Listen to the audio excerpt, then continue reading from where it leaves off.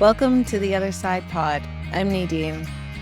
We're not experts. We're just humans having a human experience we think you can learn from, or relate to, or laugh at, or cry over. So hit download, dive in, and hear how folks found themselves on the other side.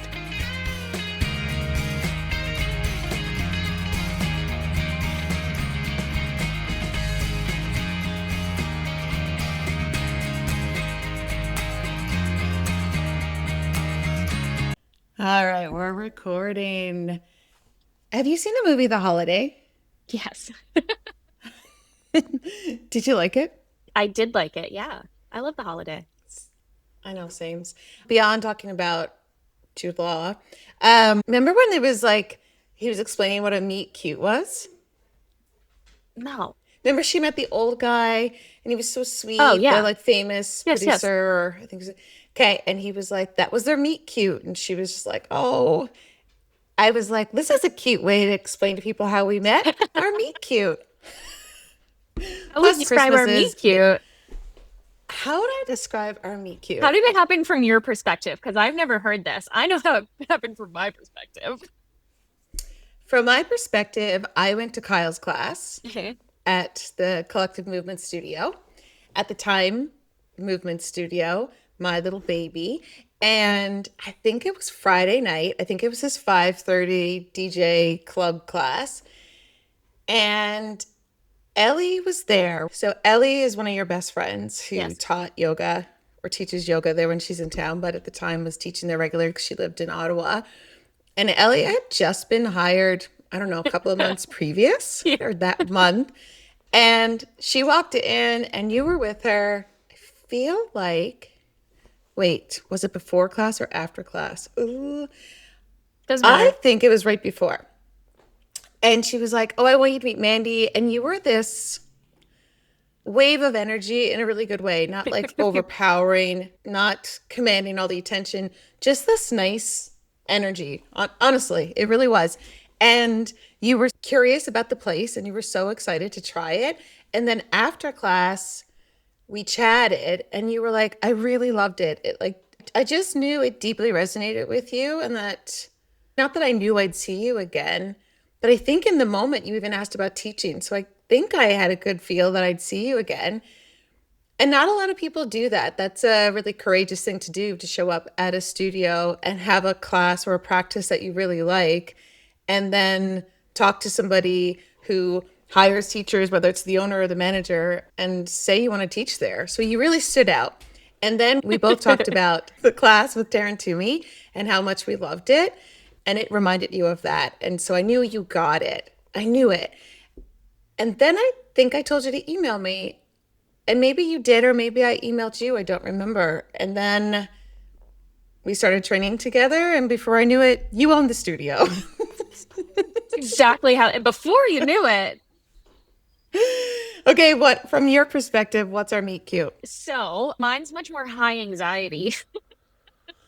So Ellie was like desperate to get me into class because I had been looking for something that was going to give me the same feeling that I got from the class, which was like I'm moving in tandem with other people, but it's like my thing. I'm in my body, it's my brain, it's my feelings. And the last time I had done the class, I had quit my job. I literally walked out of the class and I was like, you know what? I do not deserve to be treated this way anymore. And I'm going to quit my job. And I went home and I quit my job. And that was like the September before. And then my whole life blew up and my mom died and it was like bananas. And I was a bit of a like nomad in terms of work at that point because I was doing personal training here and doing personal training there and teaching classes here and teaching classes there and just feeling like a little bit like homeless. And Ellie was like, you want to come to this? This is what you're looking for. And I was like, I'm never going to do step, Ellie. It's never going to happen. I need this to be emphasized. Wait, had you done step ever in your life? And when we say Never. step, so people know step class. So I am slightly older than you. So in the 90s, I think like it was the late 90s, I would have done a step class at a local gym in Newfoundland in St. John's where I grew up. And I loved it because I don't know, I loved moving around it. I loved the choreography. I loved at one point I moved to a class that used two steps at the same time. And I just felt like I was living my life of a showgirl. See how I threw that in there? And I didn't miss a class. I loved it. And so you had, okay, different. You had never done step. No, and I was never going to.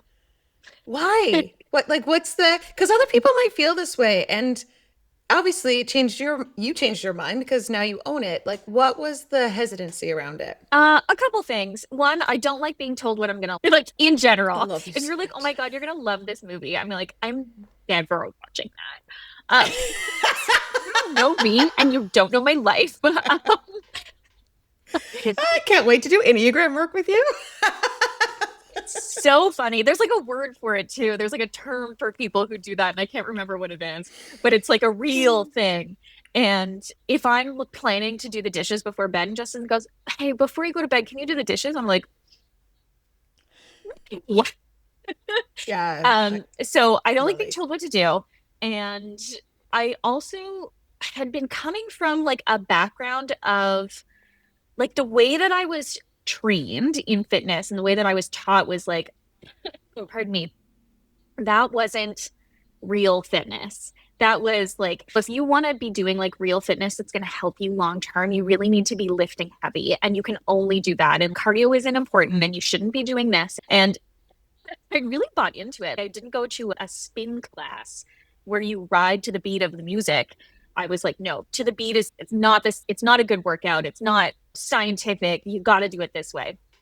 Okay, Um, so spin class to the beat was yes. not real exercise. Heard that a million times because I used to own a spin studio. So Yes. yeah, Yeah, it I was get it.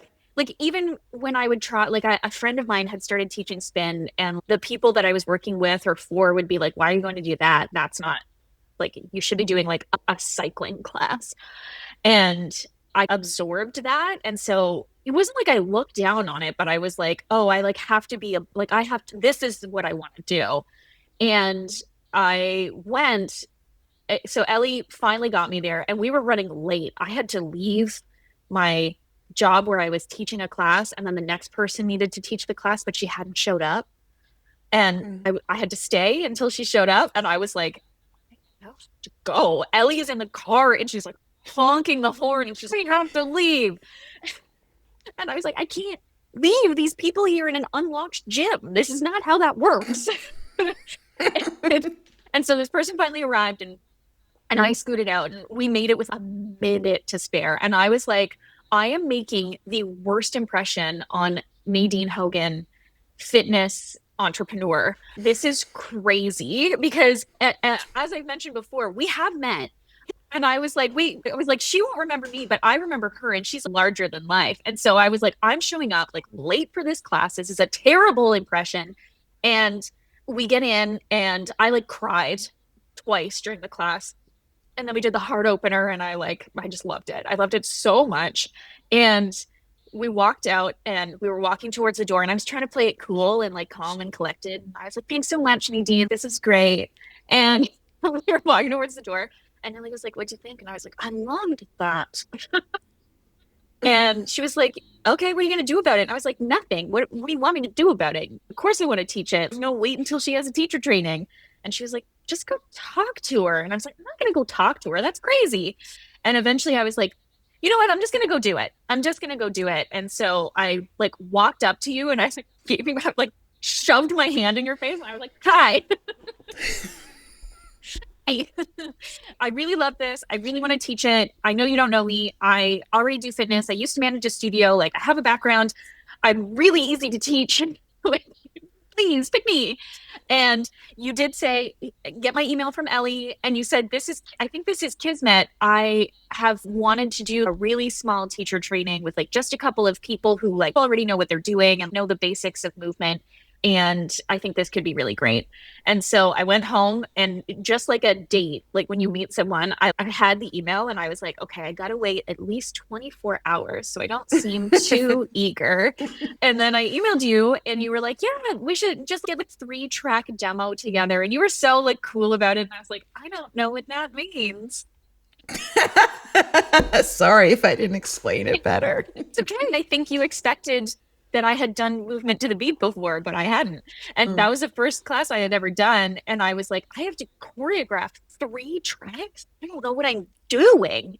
And so I did. And then you were again, you were so calm about it. You were like, oh, yeah, I've invited a couple of other people to do the same thing. So let's all get together on like this Saturday and we're all going to go through the 3 tracks together. And I'm like, oh my God, this is going to be like 3 people and we're all vying for the same thing. And this is like a dance audition. And I didn't grow up in that world.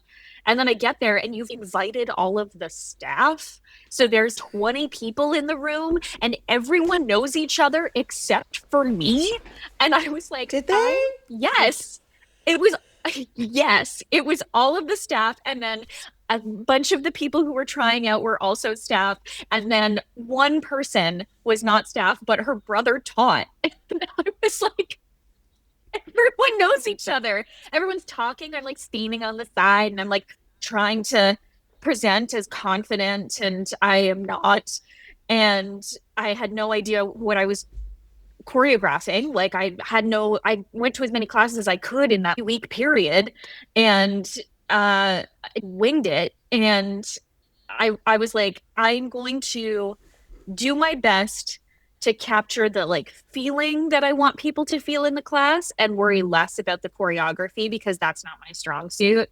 And I had a little story I wanted to tell, and I just want to be able to like leave people feeling some sort of way. That's how I want like all of my classes to go still. And so I think I was third. I was smack dab in the middle. There was 5 of us and I was third. And the first 2 people were dancers and cheerleaders, and their choreography was incredible. And I was like, I'm, can I swear? Yeah. So fucked. I'm so fucked. And I was like, I don't know what I'm gonna do. And I was so nervous. And I got up there, and right before you had wanted us to shake it out, you wanted us to play a song and we were all gonna dance and shake it out together. And you were like, ooh, let's do the dog days are over. And I was like, don't do that. You can't do that. Because it was in your 3 tracks. Yes. And Ellie had to be like, Nadine, you can't do that. And you were like, why not? And I was like, I'm going to die. This is the Oh, because scariest Ellie thing I've was ever done. there. Ellie Yes. was there for the Ellie was chat. there as Okay. my moral support. And so we did something else. I think it was the Killers. And then it was finally my turn and I did the thing and I finished up and we had 2 more people.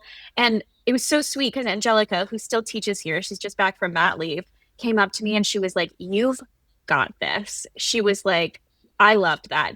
And then she said something like, the culture piece, it's like the culture piece you don't have yet, but you'll learn it by being here. And what she meant was like, I don't know how to teach like the way everyone teaches. I was just like doing my best and putting it all together. And Ellie, who is, we call her our pitbull friend, was like, that's not a very nice thing to say. I thought she nailed the culture piece. I thought she was great. That's not a compliment. And I was like, no, no, down girl. It's all good.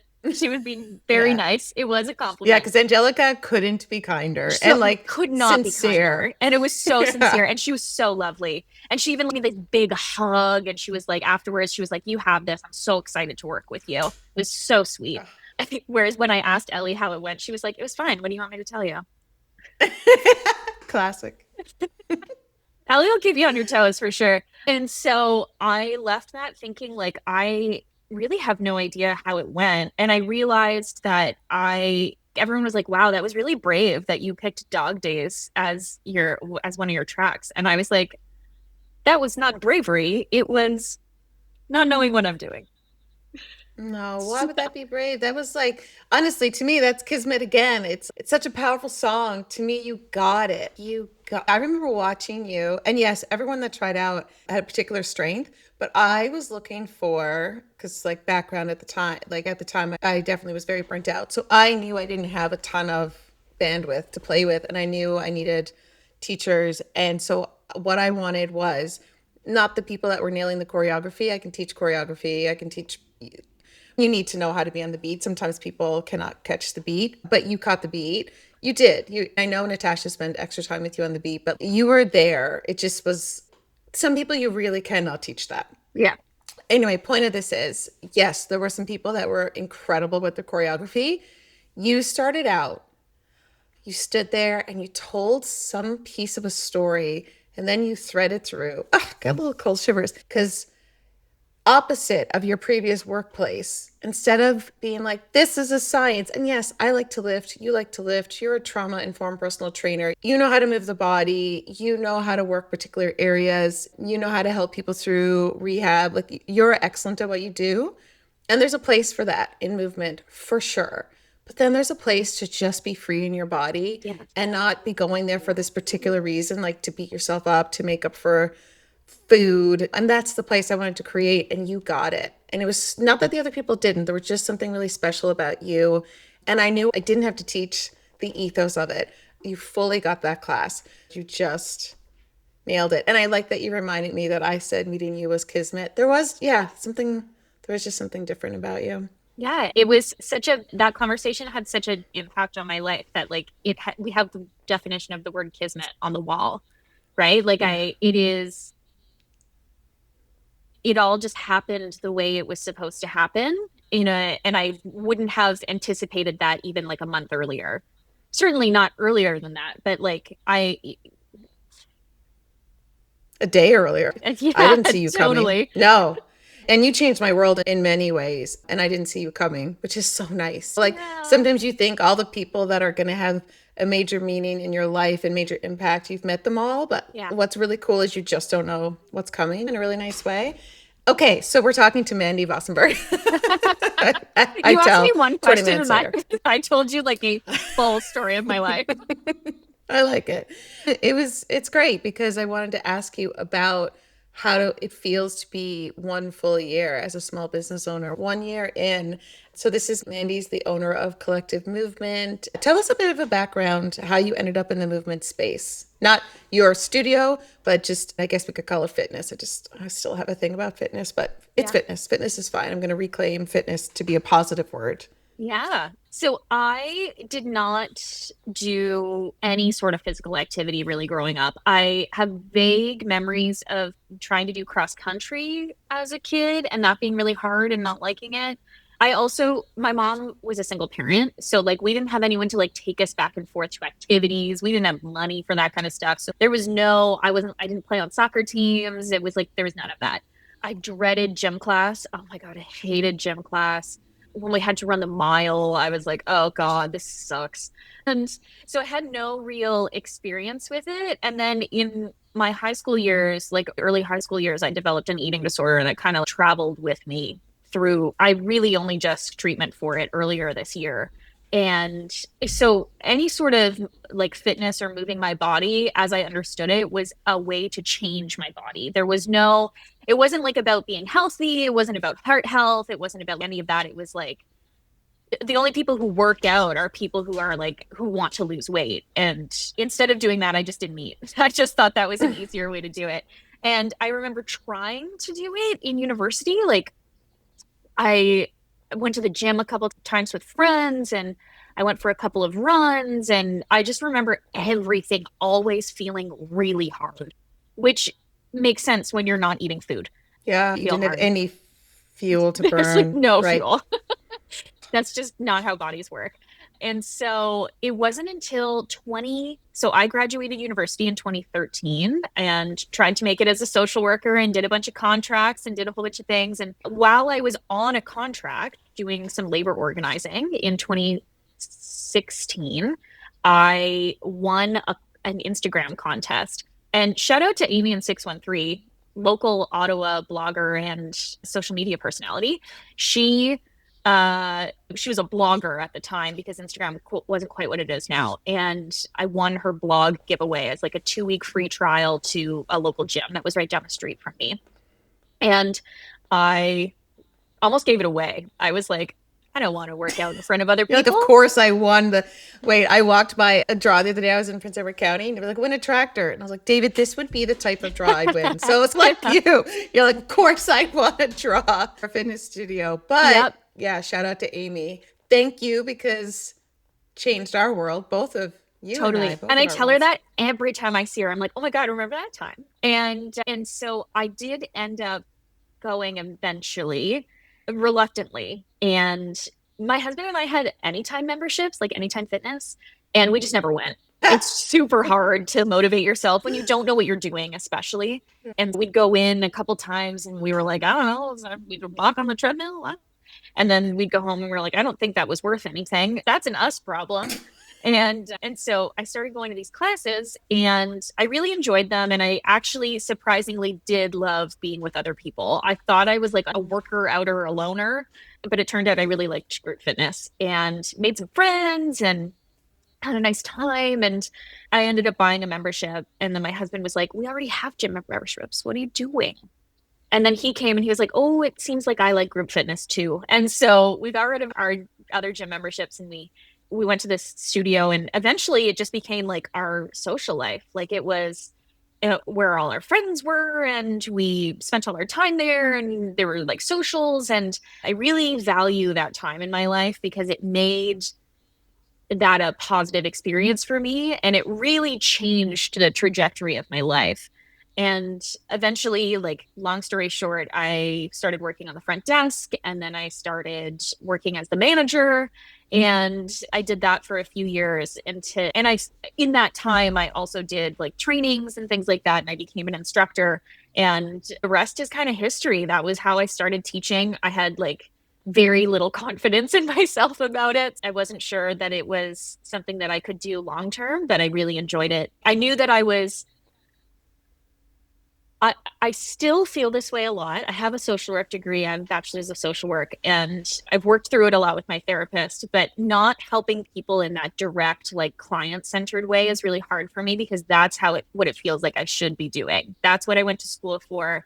That's what we paid all this money for. That's how to help people. And eventually I found that the personal training, the group fit, all of those things like really do benefit people, maybe just not in the way that I had originally intended when I first started at school. It has brought everything together for me in this space in particular because I can do like the trauma informed work. And I think that every class that I teach hopefully feels like that as well. But it started out very much like I just like to work out and maybe I'd like to spend a little bit more time at the gym. There's so many things you said that I'm like, oh, I want to capture this. I want to capture this. And you already captured it because you said it. But one thing I want to highlight is how sweet it feels to be a part of something. Because I say this probably in every podcast because it's why I want a podcast. It like the world is so isolating. Yeah. And we can spend a lot of time on our own. We don't even go outside for food or you can get everything ordered to your door. But everyone knows this. So we don't spend a lot of time on that. But it is so special to find a place where community just grows and you find these like-minded but different people that expose you to different things. And it seems like it is really hard to meet friends as adults. Like it's definitely hard. And I moved to Ottawa, so I get it. It was hard to find my people. But that's something about the small local, I don't know if we still say boutique fitness, boutique gyms. Sometimes they could seem intimidating because it's like boutique. It already does sound a bit intimidating, but it's the opposite. It is Yeah. this sweet space. And when you find it, and there's so many of them in our city, and they each have their own vibe and they're really lovely. So I just wanted to highlight that because funny enough, that changed your life. And then you own a studio now that's doing that for other people. And I just want to say that because I don't know. So, sometimes when you're in it and you're the one doing the things, you forget that or you don't think you're having as big as an impact because you're constantly striving for the next thing and the next thing. You're trying to Yeah. pay the bills and you're trying to find subs and you have a contractor literally walking around behind you. I get as an entrepreneur that it just doesn't stop, but FYI, you're doing such work for other people, finding each other and having that life changing experience. And then the other thing is, I forget. Oh, I remember this is so imperative for people. Sometimes or oftentimes we go and do that degree or we get this certificate or we do this training and we think it has to look one way because that's how it looked. And I am constantly reminded that the things we did, we can cast a wide net. The fact that you are a social worker who owns a gym, who does trauma informed personal training, who works really hard to create an inclusive, diverse space. It's in the same circle, but it's so easy to think, oh, I didn't do what I went to school for. But if you're in school and you're like, what am I doing? Listen, there's always something you're learning that you're going to use for something in the future. And you're probably already using it and just haven't made the connection. And a friend literally just did this for me the other day because I was talking about a team development event I led. And I was like, oh, I forgot I love to do this because I did this before I owned my own business. And then he's like, wait a minute. In your business, you did this all the time for people. Like you led people through development constantly, every class. And I was like, oh, I didn't make that connection. Oh my gosh, I'm always wanting to take people on this like journey of self-evolution or, yeah. Yeah. Anyway, so I just wanted people to know it's not one way or the other. You're a collection of all your experiences and how you put them to use that feeds you back is beautiful. Anyway, okay, so now fast forward. I called you randomly one day and said, Mandie, do you want to own the studio? I think you taught maybe 4 classes. This is a very long story. Maybe we'll tell it another day. But I really want to pick your brain about what it's like to own your own business because I think it's really cool to share, especially capturing you at this time in your life now that you're just a little over a year in. I really wanted to do this podcast while you're still close to that first year because that first year is all encompassing. But yes, so I made you an offer, gave you a week, gave you my accountant, lawyer, you signed an NDA, you got all the information, and I was like, hey, talk to you next week because that's all I got left in me to figure this out. And a week later, we FaceTimed. I was in Newfoundland and you were in Ottawa. And the FaceTime clicked on and I was like, hi. And you were like, I cannot believe I'm saying this, but I'm gonna buy this business. Yeah. Is it what you expected? I don't know if I expected anything. I'll be honest with you. So one thing I think we're skirting over here, and I know you said we'll tell this story another time, but I do really need to Yeah, fair. emphasize the fact that it was like a week after I started teaching. And it was like, if you don't do it, I'm probably going to close it. So you're really its only shot. And I was like, Yeah. that seems like a lot of pressure to put on someone who just started, but I'll take it. Yeah, I And wasn't at my best. I wasn't at my best either. And we've talked about this too. We talked about it in that podcast that no one will ever hear because it didn't Oh record. yeah. Oh yeah. But We spent a whole hour and 40 minutes recording a podcast that just magically didn't record. it's so good. I Anyway. cried 3 times. It was so good. I'm sorry you'll never hear We'll it. I was really manic. Like I was is still in the first year of the first 6 months of my mom having passed away. And I was just in overdrive, accomplish, do things, make her proud, live because she can't live. You gotta go. And I was like, this is the opportunity. Now we gotta do it. Just say yes to everything. And I don't regret that at all. And I think that there's like this like certain amount of optimism that came with that decision and came with that time in my life that if you had asked me now, and maybe this is just me talking as someone who like owns a business, right? So I guess we'll never know, but I would think I would probably think about it longer. I'd be like, I'm going to need at least a month. Let's figure out another way to do this. But at the time I was just like, this is my shot. Got to do it. Okay. And so I don't know that I had any expectations other than I knew it was going to be hard, but I also knew that I had a really great support system. And I think if I hadn't had that, it would have been difficult for me to say yes. My husband was really supportive, which was surprising because he's really risk averse. And having worked in this industry at the time for 7 years, I had gained a lot of experienced people in my corner who wanted to see this succeed and who cared about me and were like, it was like a barn raising. They were like, what can we do? How do we do it? Let's go. And I had friends who are yoga teachers and friends who have worked in admin at gyms and friends who could teach in a pinch and friends who could do social media. And shout out to Ellie, our social media person who worked for Oh, free for a very long Ellie. time. We love her. Great. And she was like determined, and she still is. She's very much dedicated to the success of the studio. And without her and those other people, it would not have been possible for me to say yes. I don't think I expected anything other than we're going to do it together. I think I did Yeah, expect you and would eventually come back and teach, and you didn't do that. I know, I'm sorry. Because you did tell me you expected to do that by the fall, and I was like, okay, great.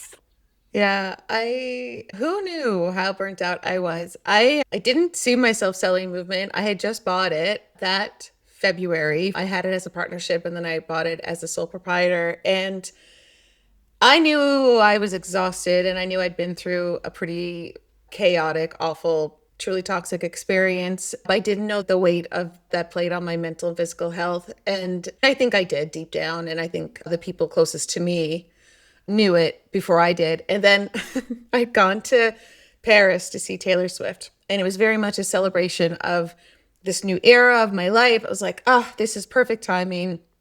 I've just settled the deals of these businesses and had sold a couple and bought this one. And I have this really dear friend, one of my best friends, and she's a really like a special way of getting you right in the gut with the dagger of love that you need. And we were sitting at a cafe. It was before the concert. It was like a couple of days before. And I was telling her like how I was okay. And I was really good at pretending I was okay. And she was like, oh, you're still in this. And I'm like, what? No, I'm out. I'm free. I'm doing this and I've got this. And she was like, nope, no, you're not. You're very much tangled up still. And had a sleepless night in our Airbnb. We had 2 rooms. Lise was in one.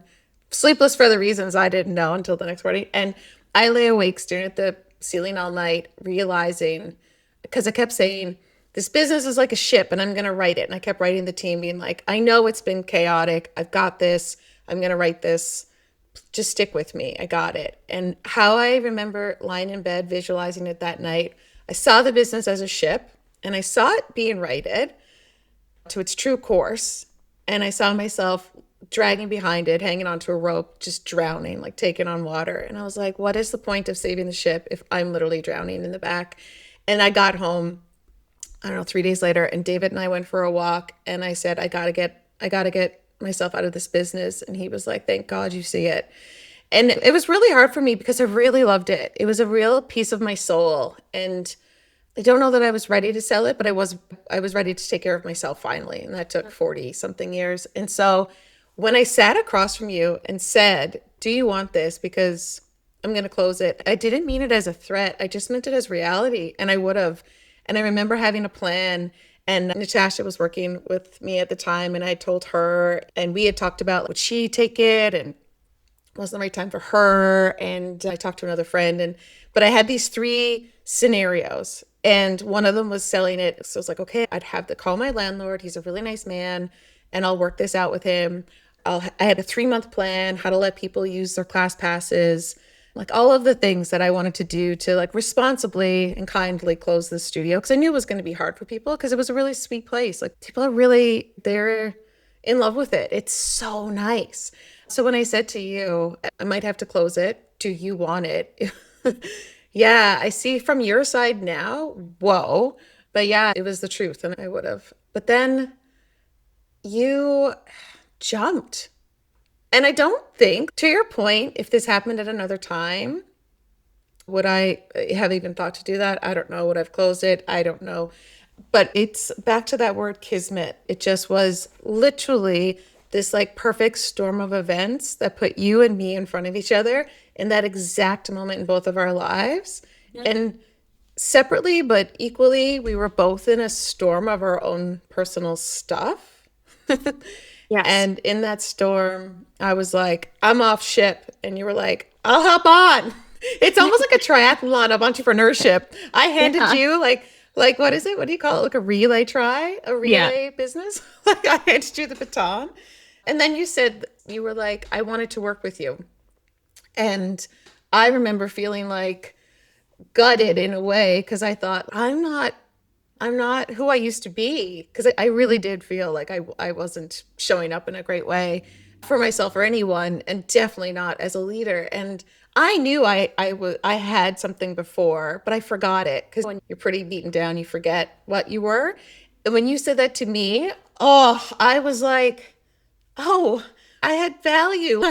Like I was good at this. So you were a real gift to me. And I don't think I would have thought about you and I sitting together every single week in a coaching relationship because I didn't think I had any value anymore because that's how beaten down I was. And you were like, no, I like work with me. And then we came to this agreement that for a year we'd meet every week for, I think we said 1 to 2 hours, but we ended up being like, Oh, I don't yeah. know, 20 minutes of business and an hour and a half about our lives and dead parents and all that stuff. And then I got you out of it, which was a real gift.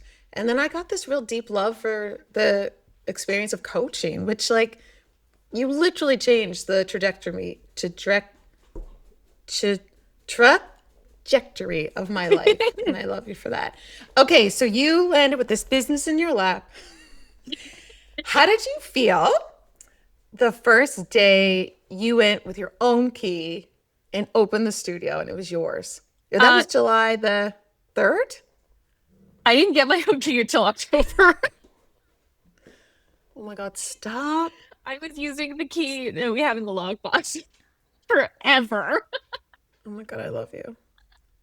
So that was very funny. It felt because it was such a soft transition. Like, it wasn't like I woke up one day and everything was my responsibility. We had like handed things off. And there are sometimes things like, I haven't told you this yet, but when I was on vacation last week, some workers tripped the alarm in here, and the alarm people called me because it had been too long and they couldn't punch the code in anymore. And so I was asleep and they called me and they were like, we need your 4 letter code. And I was like, Nadine said that. And I was like, hand to God, Nadine, they're like, I was like, I don't know what you're talking about. And I've got the vocal fry of someone who has just woken up from a deep sleep. And this poor woman is a 4 letter word. It starts with M. And I'm sitting there and I'm like I know sitting on it. the Yeah. edge of the bed and I'm going, a 4 letter that starts with M. And I went, math? Oh God, you thought I used the word math? No, I didn't. I couldn't understand what she was asking me. I was just like, I don't know any 4 letter words that You thought it start was like with math. Wordle? Like a I was Wordle? guessing at like Wordle words. I was like, math, moms, most, more. And they've changed Oh, it now. Um, it was that's wicked. so funny. And I was just like, oh, every once in a while, I'm reminded that this was someone else's business before. But it like things still happen where I'm like, oh, I can't believe I'm the boss of this. It's wild. So I don't know that I had a day where I was like, oh, this is mine. It really happened more towards the 1 year mark where I was like, it sounds more aggressive than I want it to, but no one's coming to save you. You know what I mean? Phrase where people are like, it's all you. And there have been times in the last year where I've like fluctuated with, okay, like whose responsibility can I delegate some of this? And sometimes I just have to be like, I am the person who has to get this thing done. Sometimes I'm not, but it was really like towards the like 1 year mark, I'm like, all right, I got to get my shit together because it's very much, it's not like I wasn't before, but it felt like I was learning and now I know. And so it's very much like, you have to make the decision. You have to do this. I find that I ask opinions a lot less. I still ask yours, but I don't like when I first started, I really wanted to like crowdsource. I wanted everyone to be happy and I wanted everyone to be a part of a decision and I wanted everyone to have an impact and I wanted everyone to where we're all going to do it together. And then it's time goes on and you realize like there has to be like an adult in the room. And the fact that I have to be the adult in the room is like now starting to my decision making and also become real. Okay, I love that like realization because similarly, when I first started a business, not the exact same, but I wanted it to feel like a family. And I was like, oh, I want us to be a family. We're a family. And then like really honestly similarly around a year in I was like I have made a mistake because family brings dysfunction and it's unclear and then it's what are the boundaries, wait, do I have to show up or can I just call mom and oh sorry I'm running late because whatever. And then I started to shift slowly to high performance sports team. And I know you and I have talked about that a lot because there is a responsibility of everyone for the success of the Mm-hmm. team. Everyone has to just show up and do the roles that they're assigned and that they're good at. That's why they have those roles and responsibilities. And if you crowdsource people for all the decisions, they'll want to help because they really did rally around you right away. Like the minute we made that announcement to the team, I Yeah. think there was maybe 60 seconds where I looked at their faces and I was like, uh-oh. And then all of a sudden there was a shift in the room and it was just like, we got you. They were really there for you, which was a really cool experience to witness. And so they definitely wanted to help you make these decisions. But then how do you go from, hey, what do you think we should do for this to, I'm going to do this. And then someone being like, oh, but I thought you should have done it this way. Or Yeah. because everyone has their own way of doing it. And not that anything is right and anything is wrong. Nothing's 100%. It's just, but I remember saying this to you very early on.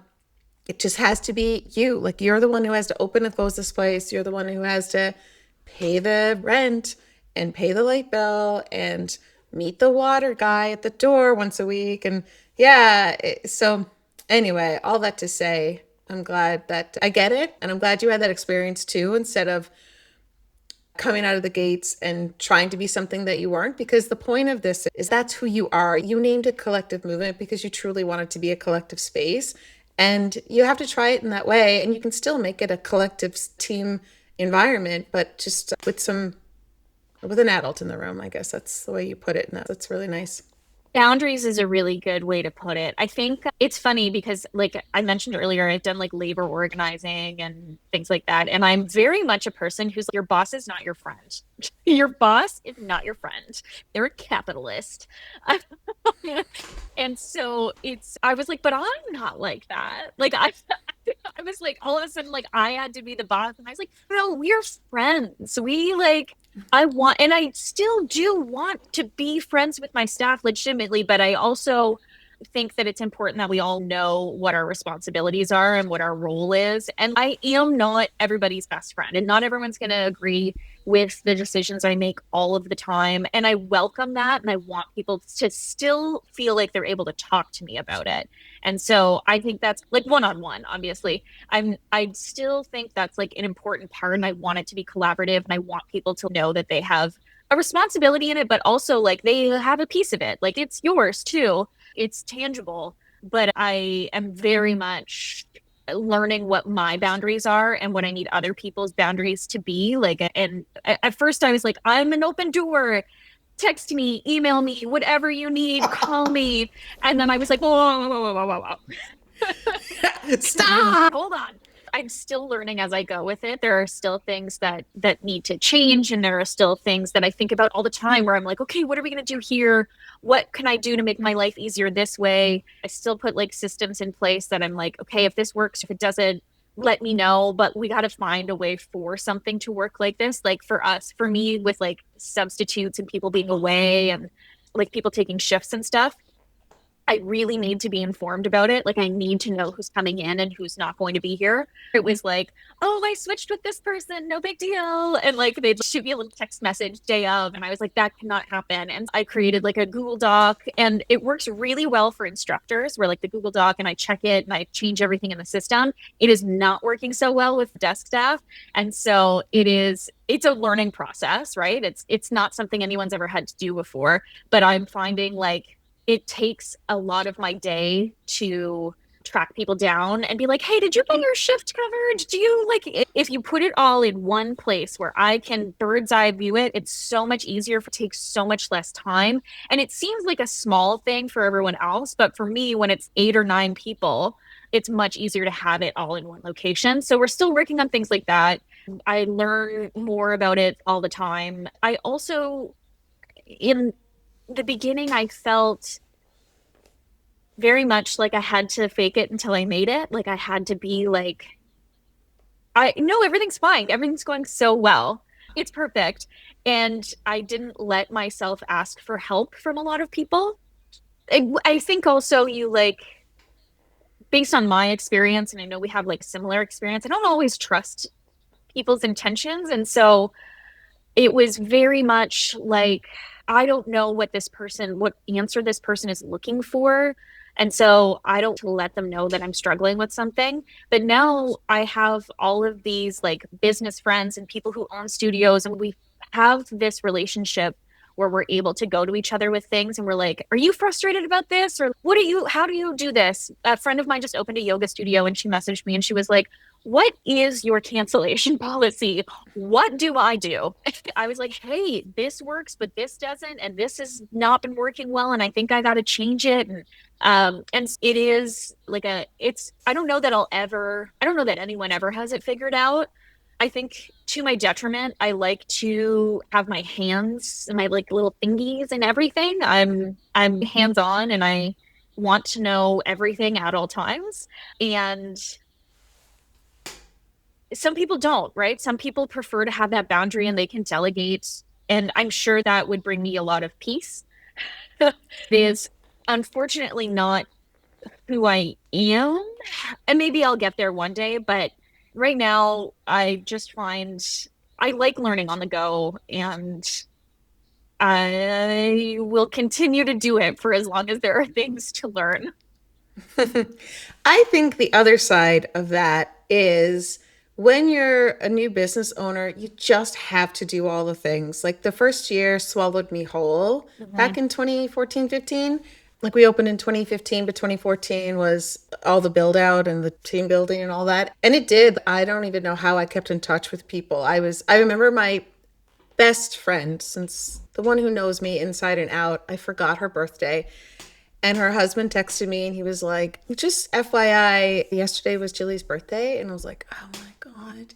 I was selfish because I was so self involved because it's like when it's your business, it's like a pool you get in and you don't even know you're still in it until you get out and dry off. And you're like, what the fuck did I just drown in for how long?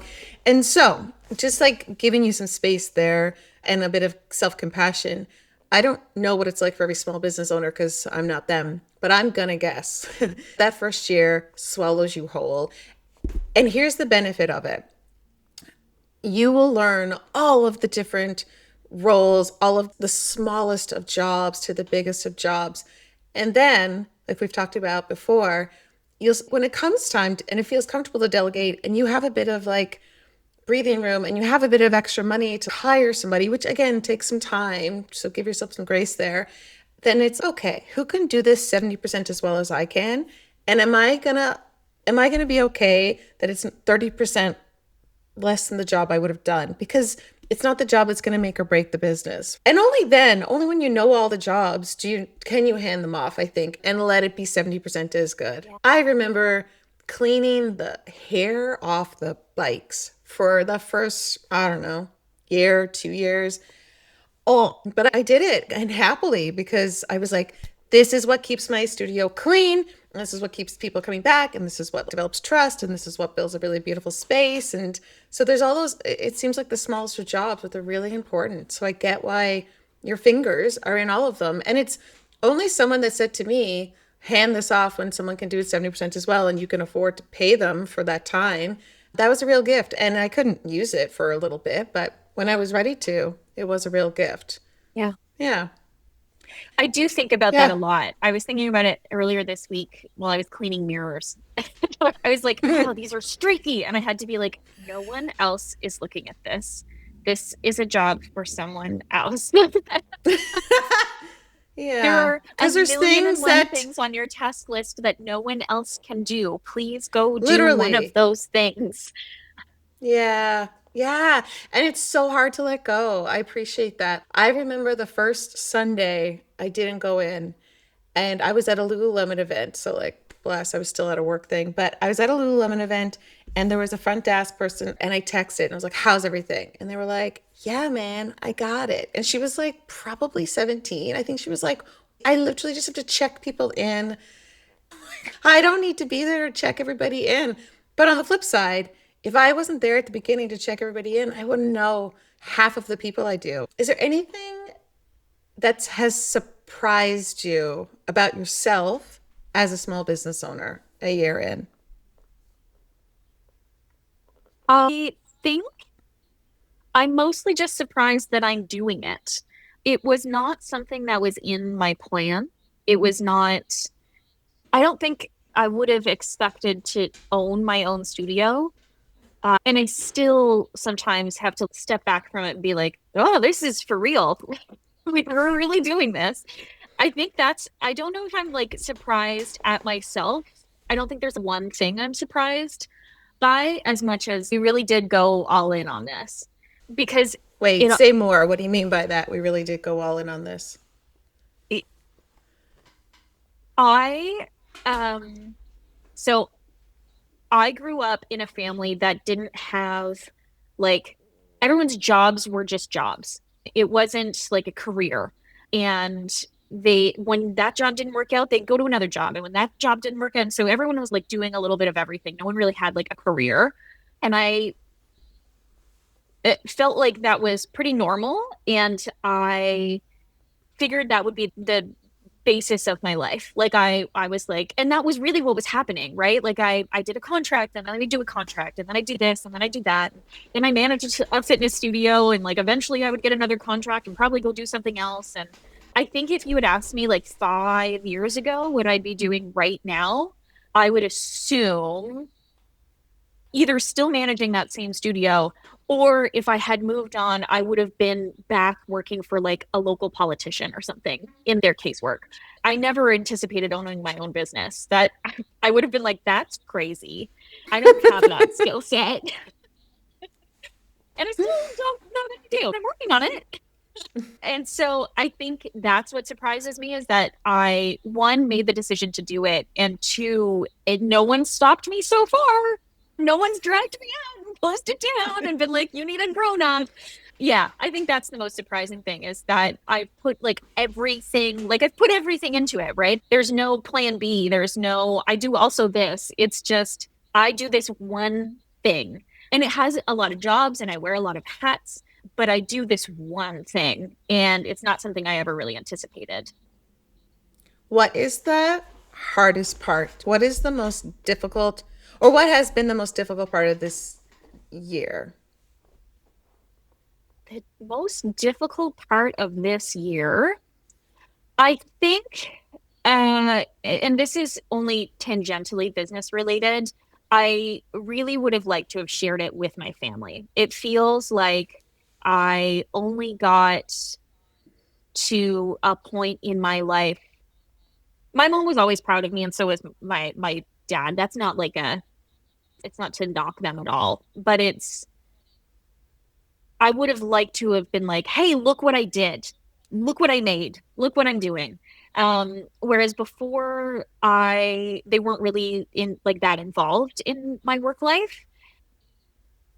They were still very supportive of things that I did. They were supportive of like I would race for charity and they would repost and they were like, we're so proud of you. That's so great. But in terms of working, in terms of oh, you're doing a thing, I would have really liked to have known what they said and like what they would say and like how they would feel about it. And so having that like feedback from the people that you care about most really tough. And obviously I have you and I have my friends and I have my husband and that's really lovely. Is very different. Yeah, of course. Yeah, I can only imagine. Do you envision yourself doing this for a long time? Hopefully, like I said, I'll do it until someone drags me out. It now that Justin, my husband jokes a lot that like I was not destined to work for someone else. And not in a negative way, but like I hold myself to a very high standard, but I also hold the people around me to a high standard. That includes people who are supposed to be leading me. I have really struggled in the past with people falling short of those expectations or not really feel like I'm getting like the leadership or the support that I feel like I need to do my job properly. Um, and so now the only person to blame for that is myself. And sometimes I do. But uh, it's very freeing to be like I said before, no one's coming to save you. You have to do this yourself. You have to figure it out. And Justin is supportive and he does help a lot. Don't get me wrong, but this is my baby. This is my job. This is my studio. And those things are separate. And I don't know how I want to end that sentence. That's it. Do you think you would have the interest to open more than one? Is that a fair question 1 year in? I think it would have to be a really great opportunity. I think one of the things that kind of like guides what I'm doing is something of value. Do people need it? Uh, is it's something I don't want to say new and like innovative, but does it fill a gap? And if it did, for sure. In my mind, is there a place for other types of movement in collective movement? For sure. I love the idea of like maybe spin or and having a really good team of instructors that like know what they're doing. And having someone else be like the head of that part, but like having a big enough space to share all of that, right? You could run a class and a class and a class. That sounds like a fortune in soundproofing, but Yeah. soundproofing and equipment. But if you're just like dreaming, sure, for sure. Yeah. As of right now, we only have the one room and my like teeny tiny personal training space. And I love my teeny tiny little hidey hole, but it would be nice to have a bigger space. It would be nice to be able to offer a secondary space to someone else who wants to do personal training. It'd be nice to offer a yoga class and a movement class at the same time. And so, whether it's like expanding physically and like moving or adding to and like having another studio, it's always a possibility. It's just not something that I have in like the 5 year plan. Who is inspiring you in the fitness movement world? Oh my goodness. I wish I got this question in advance. Um, I have the privilege of having some really good girlfriends who share my values, who also own studios in Ottawa. My friend Nikki, who owns The Rig, and my friend Nora, who owns Studio Twitch, and my friend Emily, who her and her partner Kyle own 10-8 Boxing down the street from us. Queens of Catherine Street, love Emily. My friend Kiana, who owns Move Like You Yoga. My friend Jazz, she does yoga, she teacher trainings, and we have yoga with Jazz. Sorry. I'm able to like bounce ideas off of them and learn from them. And I think that's like super, super important, like to have really close. In terms of like inspiration that I kind of draw generally, I don't know. I have always loved, like, we've talked about the class. I think Natalie, I can't remember Natalie's last name right now, Oh but yeah. I think she's like Coons or something? Cones. Yeah. Um, Yeah. I She was think great. she's Or is. fantastic. She doesn't teach anymore, but just like her whole ethos and like the way she's always talked about movement is I find really inspiring. Same with Carla, who does still teach at the class. Oh, I Um, loved her classes too. Yeah, Yeah. Carla was the first instructor I ever had in person, and that was really cool. She was great. She had like just come back from mat leave, I think, and I had a friend with me who was expecting, and she was so like warm and lovely, and when you're expecting, you're so nervous about everything that you're doing, and she was so calming, and she like really made that friend of mine feel welcome and comfortable. So that was really nice. Yeah, lots of people. I feel like my Instagram algorithm is just full of people that I scroll through. That's all I can name for now, I think. That's good. That's a good list. When people walk into collective movement, so just so people, first off, can you let people know what kind of classes that you offer? Yeah, we started with two main styles, our signature, which is the step class, and the strength, which is a strength class. And both are to the beat. Any sort of movement that you do in that class is going to be based on the beat of the music. The step class is obviously a little bit more high intensity. You've got the cardio. There's a little bit of grounded work or like strength work, so it's a little bit slower. And then the strength class is smaller weights or body weight. So 2 pounds, 3 pounds, 5 pounds, and then body weight as well as bands and things like that to the beat of the music. And then they both end with a heart opener at the end, which is just moving meditation. I call it like the like sharing and exchanging of energy. You're drawing in whatever you want from the people around you. You're letting go of what's not going to serve you when you walk out the door. And so those are like the two main styles of classes. We obviously have like yoga and then mobility as well, which is like with lacrosse balls, like a nice little Wednesday night treat. We are exclusive. Ooh, exclusive update. I don't even know what's Yeah, coming. I know. We are changing our strength classes. So the actual strength class itself is going to stay the same. It's still going to exist. We're just going to call it something different because we're going to add like a strength class with heavier weights. So Oh, not to the beat of the music, it's offbeat, but it's a little bit slower, a little bit less impact and more like grounded. So a little bit different. It'll have a stretch at the end and like guided. It'll probably be about 45 minutes. We're still figuring out where in the schedule it's going to be. I'm going to teach it. There's a couple of other people who are interested in teaching it. Literally 3 weeks ago, you and I met, and I was like, I really need to take things off my plate. And then I was like, what if I created a completely new class? yeah. Welcome to small business ownership. Yeah. And I've been thinking about it for a long time, that of teaching that I've done previously. And I think people are hungry for it. What I've always wanted for this space is that people feel like they're getting their money's worth and they can show up and do the thing they want to do. So the reason that we're doing the two different styles of strength classes, so muscular endurance is like higher rep, lower weight, right? You might be pulsing, you might be holding, it's like people really feel the burn in that kind of class. Whereas the style of strength that I'm used to teaching is heavier weight, lower impact, lower rep, and a little bit slower. I actually really think that it's a good fit for our space because it forces you to step back and take in how your body is feeling.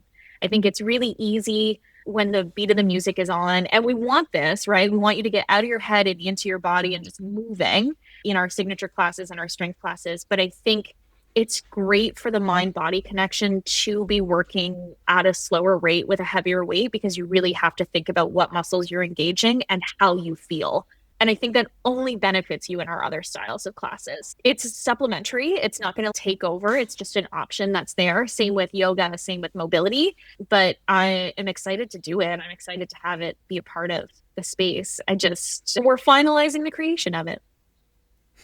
I love that.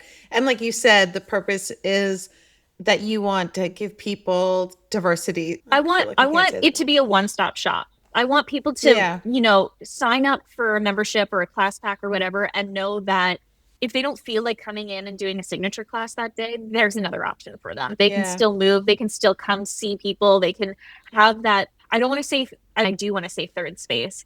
I don't know that I can call it a third space. It's not, it's my third space for sure. It might be my first space.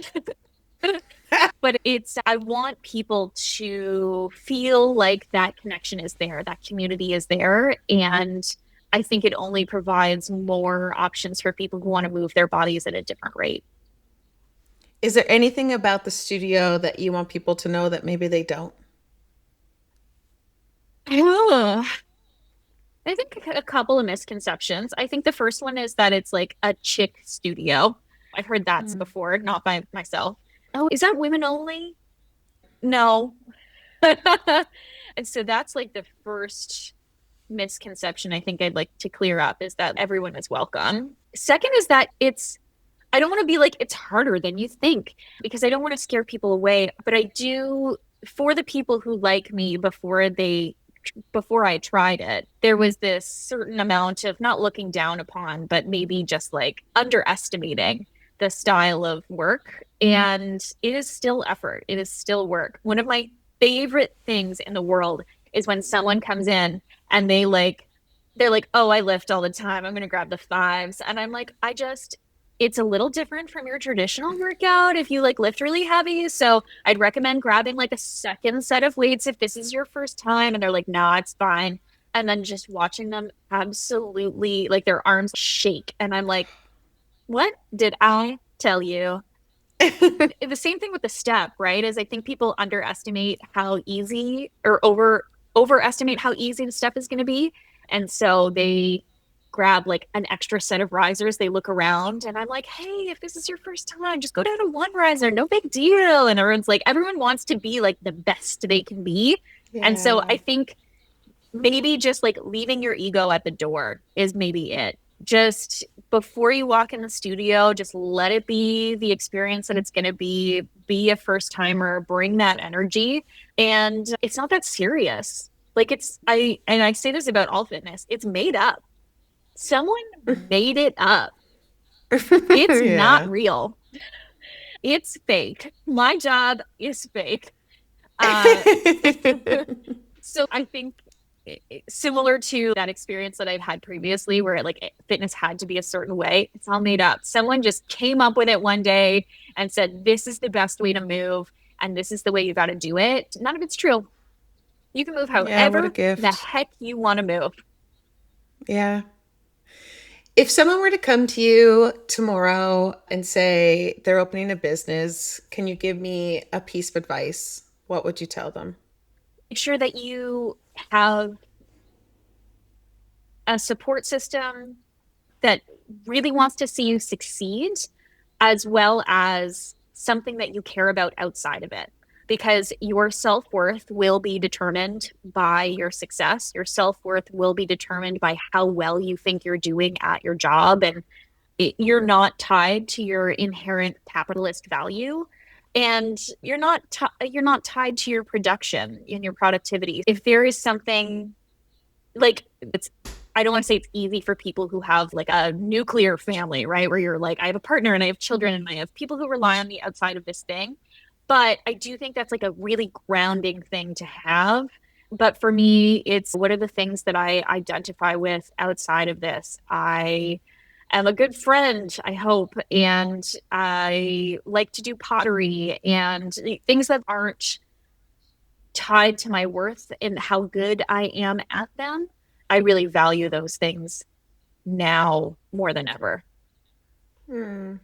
So have a good support system and make sure that your value isn't only tied to your space. Are you able to be a little kinder to yourself than you were at the beginning when it was your value was tied to your production? Because you stepped in and you took over a business and you rebranded it and you took on a new team and then you trained a team. So I can see how you get lost in your output because it's constant output. But stepping back 12 to 15 months later, are you able to take a breath and untangle for yourself? Like that was your advice for somebody else. Are you able to do it? I think on good days, yes, but that's and not always.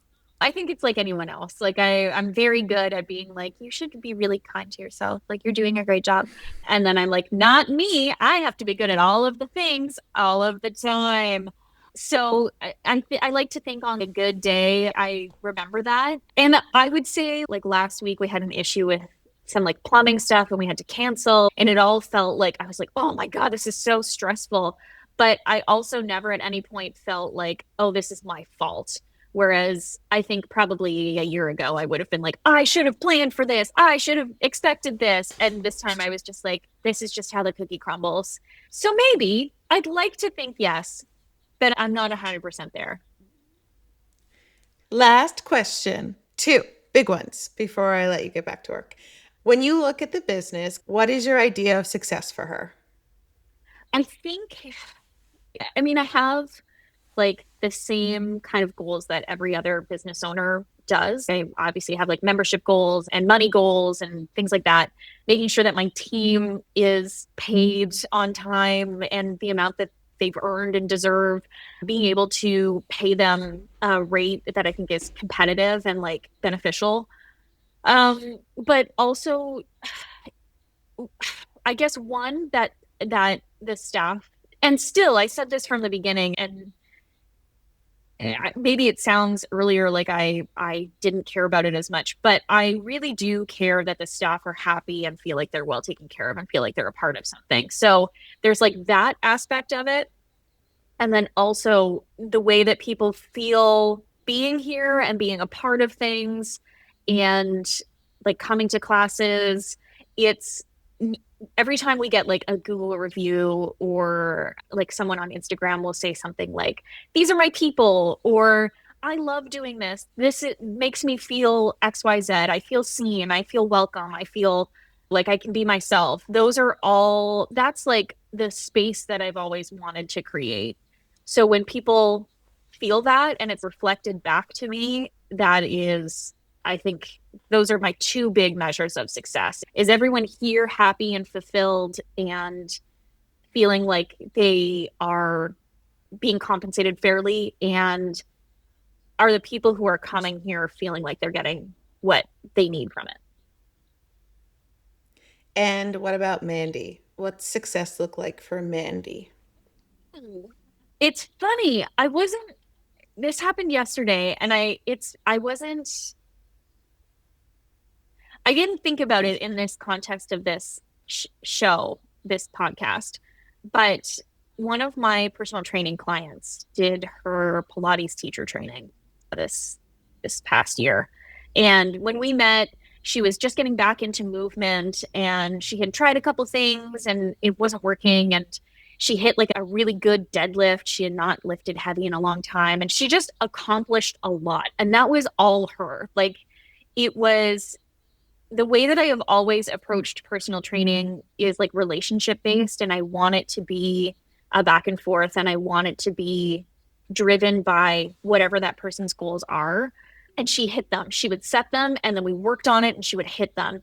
And eventually she was like, I'm going to do this teacher training. I'm really nervous about it. I think like these other people in the training have like other teacher trainings, like they were already instructors. And I was like, you know what? Who cares? Not that I like convinced her to do it. She was going to do it. And thank you so much. So it's not like I convinced her to do it. She was already going to. But she sent me, we talked about it as it was going on and what she was struggling with. And she actually asked me a few weeks ago, probably about a month ago now, if I would be one of her like guest people that she could instruct before she did her big thing. And I was like, yeah, of course. And she sent me a message. She was like, I'm being really vulnerable right now asking you. Like, this is a big deal. And I was like, oh my God, am I someone's Nadine? This is so nice. And I was like, yeah, of course I will. I'm so excited. Yeah. And so we did. And I thought it was so great. She knew her stuff. Of course, she excelled at it. And she could do her recorded here so that she could have a space to do it in. Obviously, that's like a no-brainer for me. And she sent me a message yesterday and she was like, I just want to say thank you for everything that you did to help me get here. And then she sent me a picture of her certificate and she was like, she would have done it without me. That's not, but I think to know that I have had an impact on someone's self-confidence in a positive way. I have been able to support someone doing something that they themselves have achieved. That's like the ultimate thing for me. That was it. I cried a little bit. It was just like, it's not like I'm taking on her success. I want to be super, super clear about that because I don't feel ownership of it. But the idea that I could have had a positive impact on her so that she could go out and do it herself, I think that's like it, right? That's what I want for everyone who comes to the studio. It's what I want for every instructor who teaches here. I just want to be able to like be that person that like helps give them a little shove, or even just like a soft place to land if they need it, so that they can go ahead and achieve the things that they want to do. And it was nice to see it reflected back. It was nice, like, you don't always get the opportunity to know that you've impacted someone like that. So I think for me, that's it, is like knowing, or hopefully feeling like I'm having a positive impact on people's lives. And on that note, this is okay. Number one, I just love a small business owner. Like, You I made me want to one. wrap, yeah, but I want to wrap them all in a duvet and give them a big hug, because it's a lot of work and a lot of yourself, a lot of sacrifice. Every job is a lot of yourself and a lot of work and a lot of sacrifice, but there's something really special about small business ownerships, creating really beautiful spaces and communities. So thank you for sharing your story and taking time out of your day to tell it. But what I also love is that people get to know the person behind a business. So if listening to your sweet, kind, generous, sincere voice doesn't pull people in the collective movement, I don't know what to tell you. But the fact that you're behind it is a reason why it's successful and still open beyond a chaotic little birth. She was born in the time of COVID, and she weathered a few storms, and then she really did find its most magnificent leader, and that's you. So thank you. Thanks Thank for taking such good you. care of her, and for being who you are. You're a real dream of a human, and we're going to record a million more podcasts together. Can't I love wait. you. Thank you so much. I love you.